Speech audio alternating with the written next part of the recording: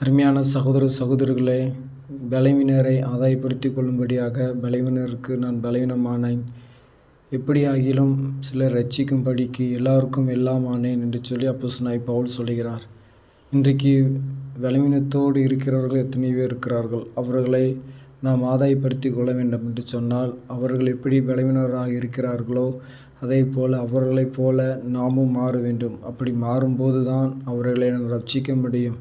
நீ பலவீனமாக இருக்கிற, நான் பலவீனனாக இருக்கிறேன், உனக்கும் எனக்கும் என்ன சம்மந்தம் இருக்குது என்று சொல்லி நாம் சொல்வோம் என்று சொன்னால் அவர்களை நாம் ரட்சிக்க முடியாது. உண்மையான சகோதர சகோதரிகளே, அவர்களை நாம் ஆதாயப்படுத்தி கொள்ள வேண்டும் என்று சொன்னால், அவர்களை காப்பாற்ற வேண்டும் என்று சொன்னால், அவர்களைப் போல நாமும் அவர்களைப் போல நாமும் மாற வேண்டும். அப்படி அவர்களை ரட்சிக்கும்படியாக ஆண்டவர் இந்த நாளிலே நம்மளை பயன்படுத்த நமக்கு உதவி செய்வாராக.